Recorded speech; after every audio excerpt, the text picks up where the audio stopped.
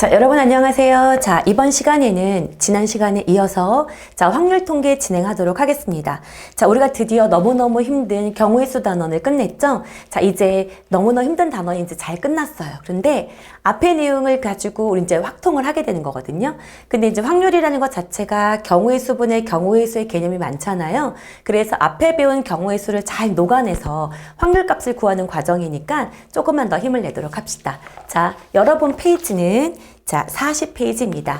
자, 두 번째 대단원 두 번째 단원이죠. 확률. 확률의 뜻과 활용에 대해서 배워보도록 하겠습니다.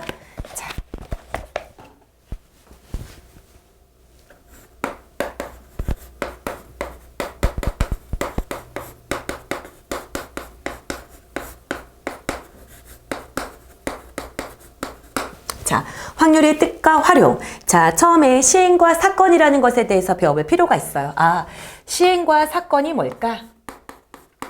이번에는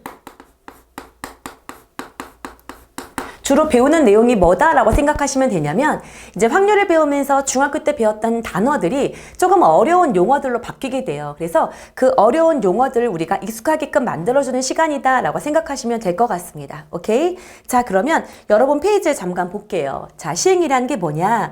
같은 조건에서 여러 번 반복할 수 있고 그 결과가 우연에 의해 결정되는 실험이나 관찰을 말한다라고 얘기를 하고 있습니다. 아, 그렇구나. 이 시행이라는 것은 자, 여러 번 반복할 수 있구나. 반복에다가 동그라미 쳐볼게요. 그 다음에 우연에 의해서 결정이 되는구나. 나의 의지가 들어간 게 아니라는 거예요. 이런 행위를 뭐라고 얘기한다? 시행이다 라고 얘기를 하는 거예요. 뭐 대표적인 예로 친다고 쳐볼게요, 여러분. 자, 예를 들면 주사위를 던지는 행동. 그 다음에 또 어떤 게 있을까? 동전 던지기. 또 어떤 게 있을 수 있을까? 제비 뽑기. 그쵸? 이런 행위들은 여러 번 반복할 수 있어요. 그쵸? 주사위를 던졌을 때 두 번째는 못 던져? 이러지 않죠. 세 번, 네 번, 100번, 10,000번 다 던질 수 있고요. 그리고 내가 주사위를 던져서 만약에 6이 나온다고 했을 때 그거는 우연에 의해서 결정되는 거지 내가 6 나와라! 라고 해서 나온 게 아니라는 거죠. 이런 행동들, 이런 것들을 갖고 뭐라고 얘기한다? 시행이다 라고 얘기를 한다는 거예요. 이해되셨습니까? 자, 그러고 난 다음에 이제 그러면은 사건은 뭘까요? 라는 거죠. 이렇게 됐을 때, 자, 한번 읽어볼게요. 어떤 시행에서 일어날 수 있는 모든 결과의 집합을 표본 공간, 여러분 표본 공간이란 말 많이 씁니다. 표본 공간을 형광펜하도록 하세요. 자, 표본 공간이라고 하고 표본 공간의 부분 집합, 자, 줄칠까요? 표본 공간의 부분 집합을 사건이라고 한다라는 거예요. 아, 사건이라는 것은 표본 공간의 부분 집합을 말하는구나.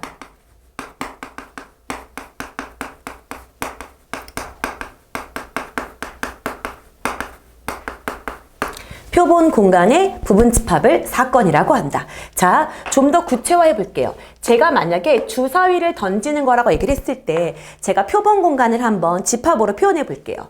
표본 공간은 주사위를 던졌을 때 주로 S라고 표현을 해요. 그러면 주사위를 던져서 일어날 수 있는 모든 경우의 수를 다 집어넣을 거예요. 그랬을 때 1, 2, 3, 4, 5, 6이라는 원소를 갖게 되겠죠. 이렇게 1, 2, 3, 4, 5, 6의 원소를 모두 포함하도록 집합을 구성할 때 이 구성하는 이 굳이 따지면 전체 집합의 개념이겠죠. 이 전체 집합의 개념을 갖고 있는 이 아이를 이름 붙이기를 표본 공간이라고 얘기를 하는 거예요. 근데 내가 만약에 주사위를 던졌을 때 그게 알고 싶은 거야. 6의 약수가 나올 확률을 알고 싶어. 그래서 6의 약수가 나오는 사건을 구하라 이런 식으로 말한다는 얘기예요. 그러면 얘들아, 6의 약수라는 것은 1, 2, 3, 4, 5, 6의 일부분이죠. 부분 집합이라는 거예요. 그쵸? 그래서 주사위를 던졌을 때의 부분 집합 중에 하나, 그 아이를 이름 붙이기를 뭐라고 얘기한다? 6의 약수가 나올 사건 이런 이름을 붙인다는 얘기예요. 무슨 말인지 알겠죠? 왜? 6의 약수는 1, 2, 3, 6 표본 공간의 부분 집합이기 때문이죠. 이해되셨습니까? 시행의 의미, 표본 공간의 의미, 사건의 의미에 대해서. 이해되셨죠? 자, 그러면 그리고 어떤 시행에서 반드시 일어난 사건을 전사건 동그라미 정도할게요. 그리고 표본 공간 자신의 집합이 되는 거고 절대로 일어나지 않는 사건을 공사건이라고 한다라고 되어 있네요. 그쵸? 자, 일어날 수 있는 이 표본 공간을 갖고 일어날 수 있을 때 예를 들면 선생님이 그렇게 말을 하는 거죠. 주사위를 던져서 6 이하의 눈이 나오고 싶다. 6 이하의 눈이 나오는 사건을 구하세요 라고 얘기를 하면 이거는 반드시 일어난 사건이죠. 1, 2, 3, 4, 5, 6 자체가 다 6 이하예요. 이렇게 표본 공간 자체가 다 나오는 사건, 이걸 갖고 전체다라고 하면 되겠죠. 그래서 얘를 전사건이라고 얘기를 한다는 거야. 사건을 집합으로 바꿔도 상관없어요. 전체 집합 이렇게 본다는 거죠. 그 다음에 이렇게 될 수가 있죠. 1, 2, 3, 4, 5, 6인데 이렇게 되는 거죠. 7의 배수가 나온다라고 하는 거예요. 주사위를 던졌는데 7의 배수가 나오는 사건 이랬다고 쳐보세요. 7의 배수는 주사위를 던져서 나올 수가 없겠죠. 그쵸? 이런 경우를 자 예를 들면 7의 배수가 나올 사건 이렇게 한다고 치면 실제로 일어날 수 없는 사건이에요. 그래서 이거를 공사건이라고 얘기를 한다는 거죠. 자, 선생님이 사건이라는 말 뒤에 뭐를 붙여도 상관이 없다? 집합이라는 말을 붙여도 상관이 없다라는 거죠. 아, 그렇구나. 7의 배수가 나오는 사건, 공사건, 다른 말로 공집합처럼 생각할 수 있고요. 실제로 쓸 때도 공집합 기호 그대로 씁니다. 이렇게 쓴다는 얘기예요. 무슨 말인지 이해되셨죠? 아, 그렇구나. 그래서 시행과 사건, 전사건, 공사건 이런 것에 대해서 배웠습니다. 용어 정리 시간이에요. 그 다음에 정말 중요한 단원. 자, 이 단원 보면 배반사건과 여사건이라고 제목이 되어 있죠.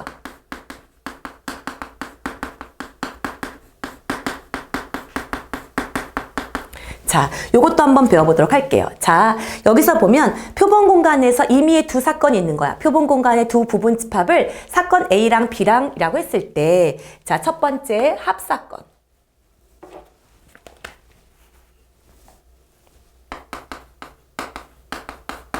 아이고, 번호를 안 썼네요. 자, 1번 합사건이라는 아이가 있고요. 그 다음에 두 번째는 곱사건. 라는 아이가 있고요. 세 번째 배반사건, 그 다음에 네 번째 여사건 이렇게 불리는 아이들이 있습니다. 자, 이렇게 볼게요. 그러면은 이 네 개를 한번 구별을 해보자. 별로 어렵진 않습니다. 뭔가 조금 낯설다 그러면 사건이라는 이름 옆에 어떤 걸 붙이면 좋을까요? 집합이라는 이름을 붙이면 여러분이 받아들이기에 좀 더 쉬울 수 있어요. 그래서 합사건이라는 것을 합집합이라고 보는 거죠. 그리고 이거를 쓸 땐 이런 거죠. A 또는 B라는 사건이 일어날 확률 이렇게 A 또는 B가 일어날 사건 이런 거예요. 그래서 우리가 고등학교 1학년 때 배웠죠. 또는이라는 말은 합집합으로 표현해 줄 수 있다라고 얘기를 했거든요. 그래서 합사건이다라고 보시면 되고요. 이걸 기호로도 A 합집합 B 이렇게 씁니다. 얘도 합사건이에요. 이해되셨죠? 그 다음에 곱사건은 뭘까요? 곱, 이거랑 거의 비슷한 거. 곱한다 이런 의미가 아니라 물론 계산할 때는 곱하긴 하는데요. 교, 만날 교. 섞인다 이런 의미로 보시면 될 것 같아요. 그래서 이 곱사건은 교집합의 개념으로 보시면 될 것 같습니다. 그래서 사건 A 그리고 B가 일어날 사건이다 라는 거야.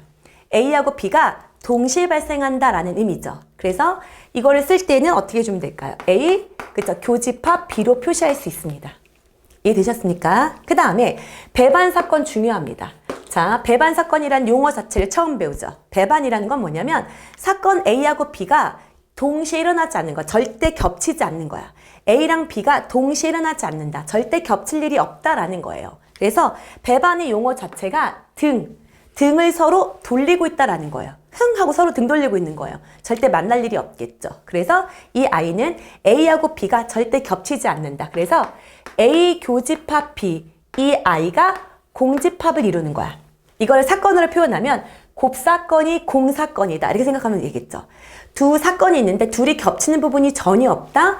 이렇게 될 때 만약에 집합으로 치면 서로 소 상태인 거죠. 이렇게 되어 있는 두 사건 사이의 관계를 배반사건이다 라고 얘기를 한다는 겁니다. 이해되셨죠? 그 다음에 여사건이라는 것은 뭐예요? 일어나지 않는다라는 의미죠. 그래서 A의 여사건이다 라고 얘기하면 여기 위에 그대로 씁니다. 여집합처럼. 그래서 A가 아니다, A가 일어나지 않는다 라고 본다는 거죠. 여기까지 이해되셨죠? 그래서 이 용어 정리에 대해서 이미 다 배웠고요. 그 중에서 시험에서는 배반사건이 압도적으로 많이 나온다라고 생각하시면 될 것 같아요. 단독으로도 나옵니다. 이해되셨죠? 자, 그러면 이 용어 정리가 끝났어요. 한번 문제 적용 한번 해볼까요? 자, 여러분 페이지 41쪽입니다. 보면 필수 예제 1번 볼게요. 한 개의 주사위를 던지는 시행에서 소수의 눈이 나오는 사건을 A라고 둘게요. 이 A를 집합으로 표시하면 2, 3, 5 이렇게 쓸 수 있겠죠. 오케이? 그 다음에 사건 A와 서로 배반 사건인 경우 그랬어. 그러면 이 I랑 어떤 일이 있어도 어때요? 공통인 원소를 갖고 있으면 안 된다는 얘기인 거예요. 그쵸? 그래서 전체의 표본 공간을 먼저 쓸게요. 1, 2, 3, 4, 5, 6 이렇게 쓸 수 있을 거예요. 그쵸? 이렇게 되었을 때 어때요? 얘네들을 갖고 나는 부분집합을 만들 거예요. 왜? 부분집합을 만드는 게 사건이니까요. 근데 2도, 3도, 5도 절대 포함하지 말래. 고등학교 1학년 때 집합 때 배웠어요. 무언가를 반드시 포함하든 절대 포함하지 않든 2의 거듭제곱을 계산할 때 걔를 어떻게 하고 제끼고 계산을 해야 부분집합의 개수가 나온다라고 했던 거 기억나시죠? 그래서 2, 3, 5를 절대 포함하지 않는 거니까 2에 하나, 둘, 셋 1, 4, 6으로만 구성하면 되기 때문에 2의 몇 제곱이다? 3제곱이다 라고 얘기를 해서 총 개수는 몇 개다? 8개다 라고 하시면 됩니다. 이해되셨죠? 자, 그 다음에 2단원 넘어가도록 할게요. 보면 확률의 뜻과 기본 성질 보겠습니다.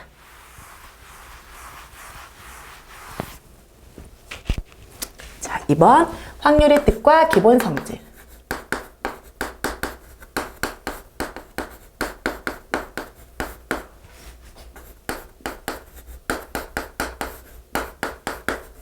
자, 확률의 뜻과 기본 성질. 일반적으로 확률의 종류가 있어요. 이 종류가 세 가지가 있습니다. 뭐가 있냐면 수학적 확률이라는 게 있고요. 그 다음에 통계적 확률.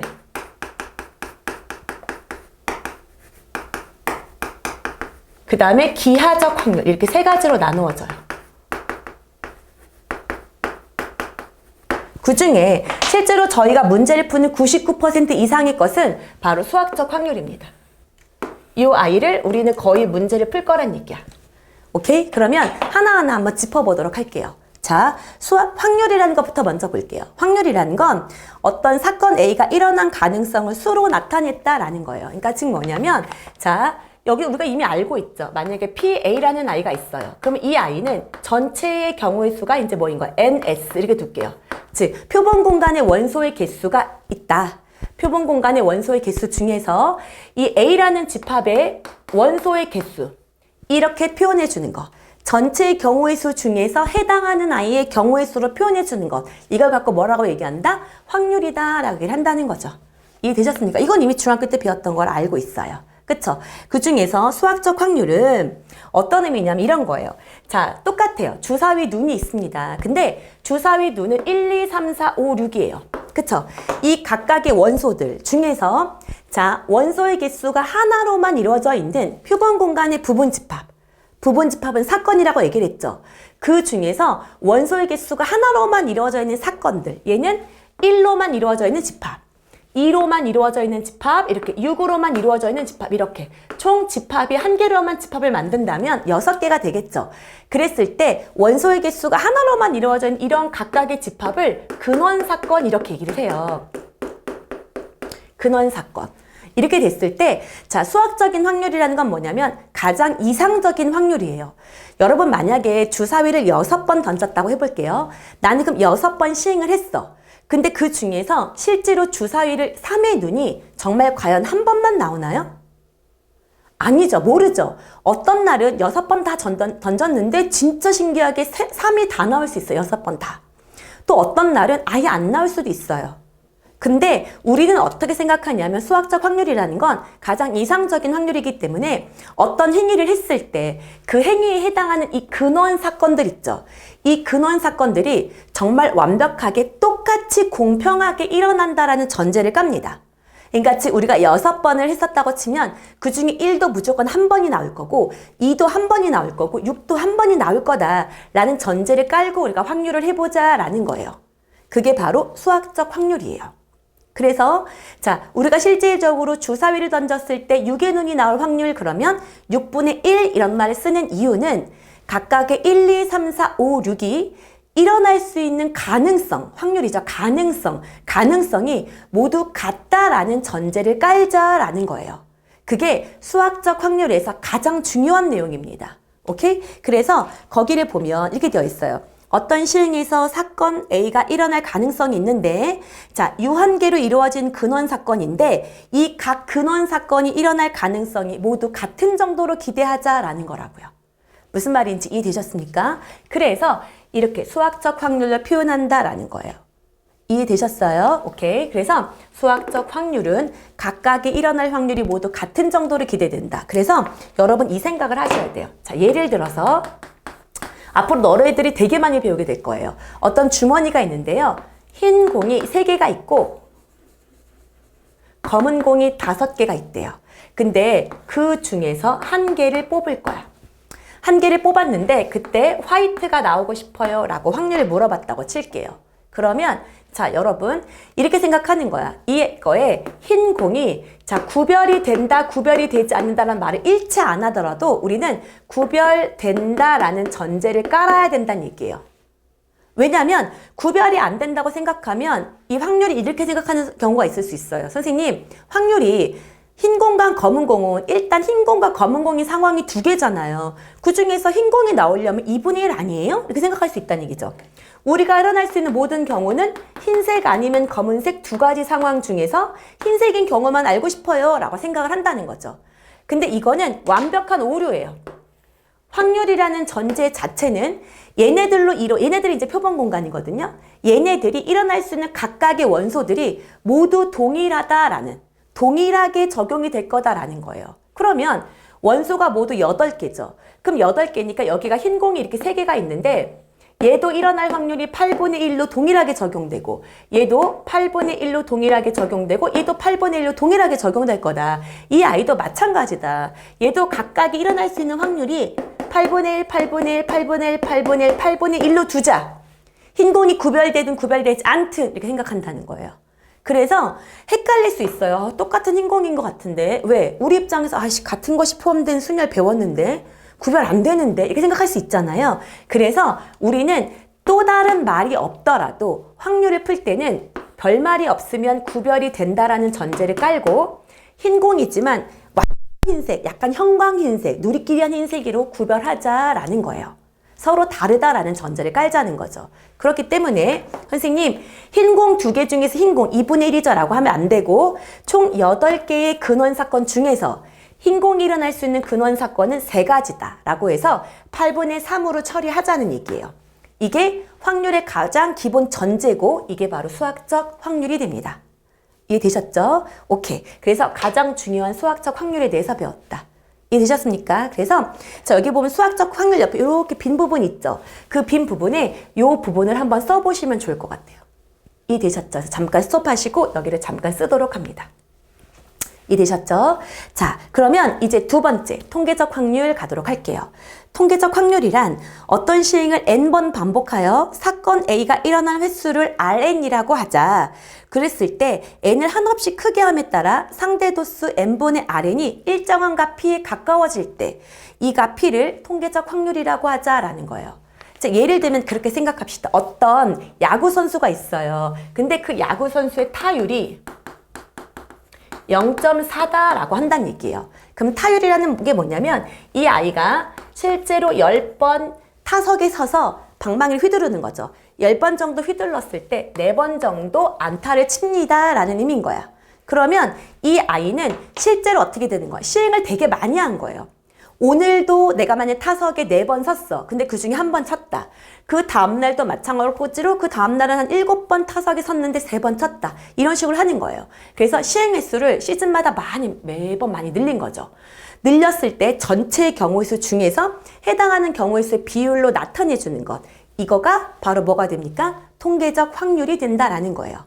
무슨 말인지 이해됐어요? 자, 근데 이런 게 있어요, 여러분. 수학적 확률하고 통계적 확률은 어떤 관계가 있냐면 이 통계적 확률 똑같아요. 내가 만약에 주사위를 던졌어요. 근데 내가 통계적 확률로 하고 싶은 거야. 오늘 주사위를 던져서 기록을 하는 거예요. 난 그 중에서 2가 나오는 경우의 수를 알고 싶은 거예요. 확률을. 그래서 실제로 10번을 던져보는 거야. 10번을 던졌더니 이번에 어떻게 나왔냐면 2가 10번을 던졌더니 운이 좋게 5번이나 나왔대요. 통계적 확률이죠. 그쵸? 그 다음날은 주사위를 100번 정도 던졌어요. 100번 던졌더니 이번에는 한 40번 나왔대요. 이해됐어요? 그 다음에 나는 이번에 한 600번 정도 던졌어. 그랬더니 한 110 정도 나오더래. 이해됐습니까? 이렇게 쭉 계속 늘리는 거. 그래서 이번에 한 6,000번 정도 던졌더니 1,001번 정도 이해 눈이 나오더래요. 자, 이게 뭐냐면요. 자, 나는 지금 통계적 확률을 하고 있는데 시행 횟수를 충분히 늘렸더니 어떤 결과가 나오냐면 봐봐요. 6,000분의 1,001은 거의 수학적인 확률인 뭐에 가까워져 가요? 6분의 1에 거의 가까워져 가고 있는 거 느껴지시죠? 자, 이게 실제로 해본 거예요. 해봤더니 시행 횟수를 충분히 많이 늘리잖아요. 그러면 통계적 확률은 수학적 확률과 거의 비슷해진다. 그래서 수학적 확률이 가장 이상적인 확률이다 라고 얘기를 하는 거예요.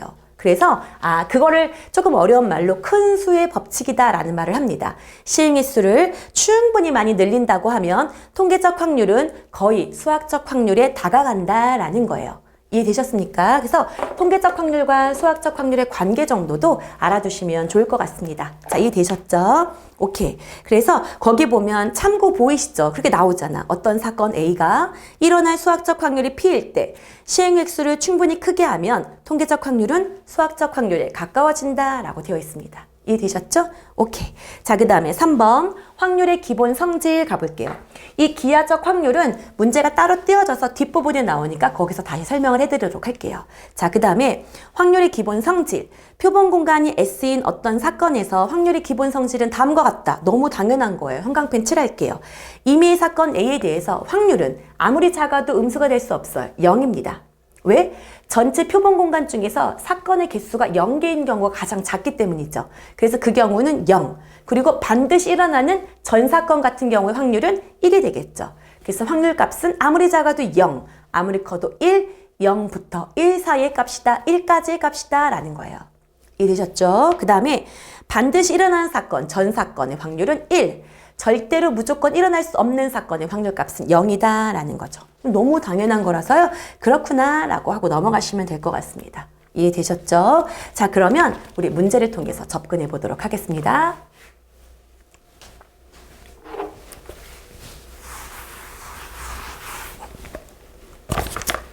자, 2번 문제 볼게요. 자, 2번 보면 서로 다른 두 개의 주사위를 동시에 던질 때 자, 나오는 눈의 수의 합. 눈의 수의 합이 뭐일 확률을 구하라? 8일 확률을 구하라 라고 얘기를 했습니다. 눈의 수, 서로 다른 경우의 수예요. 일단 첫 번째도 6가지고 두 번째도 6가지예요. 그쵸? 이거는 중학교 때 배웠어. 그쵸? 두 사건이 동시에 일어난다 그럼 어때요? 곱한다. 고등학교 1학년 때도 배웠죠. 그 중에서 눈의 합이 8이 나면 노가다 하셔야죠. 2 더하기 6, 3 더하기 5 서로 다른 거니까 4 더하기 4 되고요. 5 더하기 3도 되고 6 더하기 2도 될 거예요. 이해되셨죠? 그래서 일어날 수 있는 경우의 수가 몇 가지다? 5다. 그래서 정답은 36분의 5가 됩니다. 이해되셨죠? 그 다음에 두 번째. 나오는 눈의 수의 곱이 홀수다. 자, 여러분 곱해서 홀수가 되려면 모든 원소가 다 어떨 때만 되는 거죠? 홀수일 때만 되는 거죠. 그래서 이 아이도 똑같아요. 자, 곱이 홀수다 라고 얘기를 하면 전체 경우의 수는 36 중에서 첫 번째가 홀수여야 돼요. 1, 3, 5 몇 가지, 3가지. 그리고 이어서 두 번째 숫자도 몇 가지, 3가지여야 되니까 36분의 9다 라고 처리하시면 됩니다. 이해되셨죠? 그래서 이 아이는 몇 분의 1이다? 4분의 1이다 라고 하시면 됩니다. 이해되셨습니까? 여기까지는 그렇게 어렵지는 않습니다. 중학교 때 배웠던 거죠. 그러면 3번부터는 뭘까요? 우리가 앞에서 배웠던 경우의 수 있죠. 순열, 조합. 중복순열, 중복조합, 원순열, 그 다음에 뭐 같은 것이 포함된 순열 이런 것들을 이용해서 경우의 수를 구하는 거예요. 그래서 경우의 수 분의 경우의 수의 개념으로 확률을 접근하자라는 문제입니다. 이해되셨죠? 가장 빈도수가 높겠죠. 그쵸? 지금부터 볼게요. 3번 A, B, C, D, E 5명이 있다. 이렇게 5명이 있다. 근데 5번 5명이 일렬로 앉을 때예요. 자, 여러분 일렬로 앉은다. 자, 일직선으로 세우기 뭔가요? 5팩이 되겠네요. 그쵸? 근데 A랑 B가 이웃하고 싶다. 진짜 많이 하는 문제죠. 이웃하는 문제입니다. 언제 많이 배웠죠? 고등학교 1학년 때 많이 배웠죠. 어떻게 한다? 이웃 가능한 것을 어떻게 돼요? 이를 먼저 묶는 거죠. 그래서 이를 한 묶음 취급하는 거죠. 무슨 묶음 취급하자? 한 묶음 취급하자. 자, 그러고 나면 어떻게 하는 거야? 전체가 1개, 2개, 3개, 4개구나 라고 생각하는 거죠. 그래서 4개를 배열하는 방법인 사팩 하시고, 그 다음에 어떻게 하는 거죠? 이웃하는 것은 걔네들끼리 자리 바꾸는 것만큼을 어떻게 준다? 곱해준다 그랬어요. 그래서 곱하기 몇 팩이다? 2팩이다 라고 처리하시면 될 것 같습니다. 이해되셨죠? 그 다음에 두 번째. 자, 여기가 5명이. 이거 끝났나요? 어딨어? 5번인가? 두 번째. 보면 5명이 이번엔 원탁에 둘러 앉은대. 자, 5명이 원탁에 둘러 앉을 때. 원탁 문제네요.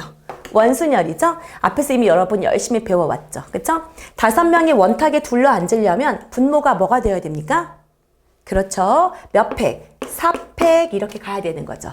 이해되셨죠? 자, 4팩입니다. 그랬을 때 어이구 A하고 B가 이웃하지 않게. 자, 여러분 이웃하지 않게에다가 동그라미 치셔야 되죠. 거기다 한번 다시 써볼까요? 이웃하지 않는 문제는 어떻게 푼다? 이웃 가능한 것을 먼저 배치한 후에 사이사이 끼우자 그랬죠. 자, 여기 위로 쓸게요. 자, 이웃 가능한 것을 먼저 배치한 후 사이사이 끼우기. 그쵸? 이웃하지 않는 문제는 이웃 가능한 것을 먼저 배치한 후 나중에 이웃 불가능한 것을 사이사이 끼운다. 이렇게 되는 거였었죠. 그쵸? 자, 그러면 원탁에 이미 둘러 앉혔어. 그치? 일단 걔는 4팩이었어. 전체는. 근데 여기서는 A하고 B가 이웃하지 않게래요. 그러면 A랑 B를 제외하고 몇 명? C, D, E를 먼저 배치할 거예요. 근데 어디에? 원탁에 배치할 거란 얘기예요. 그럼 원탁에 C, D, E를 배치하는 방법은 몇 팩인 거예요? 2팩이죠. 분모는 일단 4팩을 쓸게요. 그래서 일단 C, D, E를 배치했다고 치고, 그쵸? 그럼 이제 사이사이 끼울 거예요. 한 군데, 몇 군데, 2군데, 3군데죠. 그쵸? 그러면 이제부터는 원순열이 아니에요. 원순열은 누가 앉고 나면 모든 자리들이 구별이 되기 때문에 그냥 순열의 개념으로 가는 겁니다. 그래서 하나, 둘, 셋, 몇 군데 중에서 3군데 중에서 2군데를 선택해서 A하고 B를 앉혀야지 라고 하시면 되겠네요. 이해되셨죠? 그래서 자, 여기까지 이웃하는 문제, 이웃하지 않는 문제에 대해서 배웠어요. 자, 그 다음에 여러분 뒤로 넘겨서 46페이지 가도록 하겠습니다. 자, 볼게요.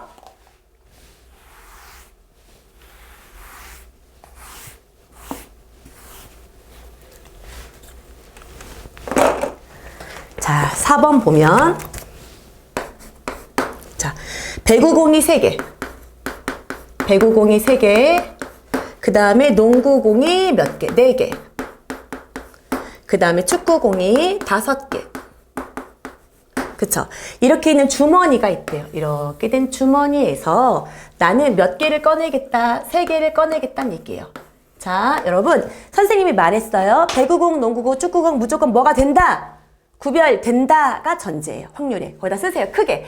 배구공, 농구공, 축구공 이 각각도 얘도 이 3개씩 있는 얘네들 모두 뭐가 된다? 구별된다. 말하지 않아도 구별된다라고 생각해야 된다는 얘기예요. 이해되셨죠? 그래서 3개의 공을 꺼낼 때 담을 구하세요 그랬습니다. 그러면 꺼낸 공이 모두 축구공이 되고 싶어요 라고 얘기를 했어요. 그러면 선생님 우리 종류는 배구공, 농구공, 축구공 3종류 중에서죠 라고 하면 안 되고 다 다른 공 취급하셔야 된다는 얘기예요. 그래서 7개, 5개니까 몇 개 중에서 12개 중에서 그쵸? 자, 12개 중에서 나는 3개를 선택하겠다. 조합의 개념이죠. 이 중에서 꺼낸 공이 모두 축구공 이랬으니까 축구공 몇 개? 5개. 그쵸? 이 5개 중에서만 3개를 꺼내야지 라고 한다는 거죠. 이해되셨죠? 자, 이렇게 계산하시면 되죠. 그 다음에 두 번째 문제입니다. 꺼낸 공 중에 농구공이 2개가 포함되고 싶대요. 아, 그래? 농구공이 2개가 포함되면서 자, 배구공이 몇 개일 수 있어? 1개일 수 있죠. 그 다음에 꺼낸 공 중에서 농구공이 2개이고 축구공이 1개일 수 있겠죠. 여기까지 이해되셨습니까? 그쵸? 그렇게 생각해도 돼요. 근데 이렇게 되면 나누기가 좀 그렇죠. 그러니까 일단 농구공 2개가 포함되라라고 했으니까 일단 뭐부터 뽑읍시다. 농구공 2개를 뽑읍시다. 이해되셨죠? 그러면 또 똑같아요. 자, 이게 1번 문제, 여기가 2번. 12개 중에서 3개를 뽑을 건데요. 일단 농구공이 몇 개예요? 4개입니다. 그쵸? 그러면은 4개 중에서 일단 2개를 뽑을게요. 그쵸? 그 다음에 남아있는 게 배구공하고 몇 개예요? 축구공이죠. 그럼 배구공하고 축구공 중에서 나머지 몇 개만 고르시면 돼요. 1개만 고르시면 되겠죠. 그래서 일단 농구공은 2개를 골랐고 그 다음에 남은 거 몇 개 중에서 8개 중에서 1개를 고르자라고 생각하면 농구공 2개가 포함된 모든 경우의 수를 말해주게 되는 거죠. 이해되셨죠? 자, 그 다음에 5번 통계적 확률 가보도록 하겠습니다. 보면 자, 5번. 자, 흰 공과 검은 공을 합하여 6개 공이 들어있는 주머니가 있다. 흰 공과 검은 공이 합쳐서 6개가 있대요. 이거 시험에 많이 나오니까 이건 별표 쳐주세요. 알겠죠? 빨간색으로 별표. 시험에 많이 나와요. 자, 그랬을 때 쭈쭈쭈 계속 읽었다고 치고 흰 공이 몇 개인가요? 했으니까 여기다가 일단 X개라고 먼저 둘게요. 그리고 흰 공과 검은 공을 합하여 6개라고 했으니까 얘는 6-X라고 일단 두고 가겠습니다. 이해되셨죠? 자, 이런 주머니가 있다. 이 주머니에서 임의로 2개의 공을 동시에 꺼내요. 여기에서 일단 몇 개를 꺼내자? 2개를 꺼내요. 그쵸? 자, 색깔을 확인하고 다시 넣는 시행을 여러 번 반복했더니 시행을 계속 반복한 거예요. 통계적 확률이죠. 그쵸? 3번에 2번 꼴로 2개가 모두 흰 공이었다. 여러분, 3번에 2번 꼴. 자, 3번 중에서 2번. 이 아이가 바로 뭐가 된 거야? 통계적 확률이 되는 거야. 그쵸? 3번 중에 2번 꼴로 2개가 모두 흰 공이었대요. 그러면, 결국, 총 여기서 2개를 꺼냈을 때 2개 모두 흰 공이 나올 확률을 구했더니 그 아이가 3분의 2가 나왔다면 흰 공 X는 몇 개인가요? 이렇게 묻고 있는 거예요. 그러면 이 아이는 전체 6개 중에서 2개를 꺼낼 거고요. 그쵸? 그 다음 흰 공만 꺼낼 거니까 X 중에서 2가 되고 싶어요 라고 생각하라는 얘기인 거죠. 자, 그러면 계산해 보면 얘는 X 곱하기 X-1 나누기 2 그쵸? 분의 얘는 6 곱하기 5 나누기 2 이렇게 된다는 얘기가 되겠죠. 그래서 이렇게 없애주면 이 아이는 5, 6에 30분의 X-1이 3분의 2가 된다라고 계산하는 거죠. 약분할게요. 3, 10. 그래서 얘는 X제곱 빼기 X가 20이라서 빼기 20은 0. 이렇게 둘게요. 그러면 5, 4 마이너스 플러스. 그래서 X가 뭐가 될 거다? 5가 될 거다라는 거예요. 그래서 흰 공은 몇 개? 5개가 되는구나 라고 하시면 되겠네요. 이해되셨죠? 자, 그럼 여러분 뒷장 넘겨서 플러스 특강에 선생님이 아직 남겨뒀던 뭐예요? 기하적 확률이 뭔지 자 잠깐 한번 확인해 보도록 하겠습니다. 자, 기하적 특강, 기하적 확률.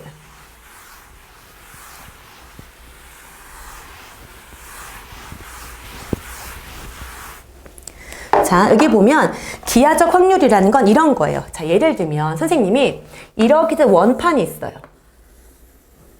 양궁을 하려고 하는 거예요. 근데 이렇게 잡고 여기를 이렇게 3등분을 했대요. 길이가 똑같은 거예요.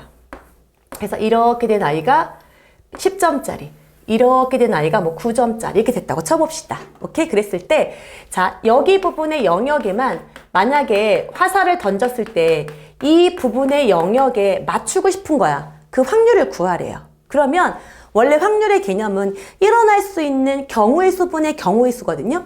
그때 그 경우의 수가 주로 유한계였어요. 근데 여러분 이 면적을 화살로 계속 쏜다고 했을 때 되게 조그만 구멍이죠. 그 구멍의 개수를 이 면적을 다 채울 만큼 다 계산할 수 있을까요? 계산할 수 없다는 얘기예요. 그럼 이때는 어떻게 해야 되느냐? 실제로 경우의 수분의 경우의 수로 할 수 없을 경우에는 전체 면적분에 해당하는 면적으로 풀자라는 겁니다. 이해되셨어요? 그래서 요 아이가 요 길이를 1, 여기도 1, 여기도 1로 뒀을 때 오케이? 반지름이 3이라면 전체의 경우의 수는 몇 파이? 3, 3은 9파이라고 두고요. 이 보라색으로 색칠한 부분의 영역의 면적을 분자로 올리자라는 거예요.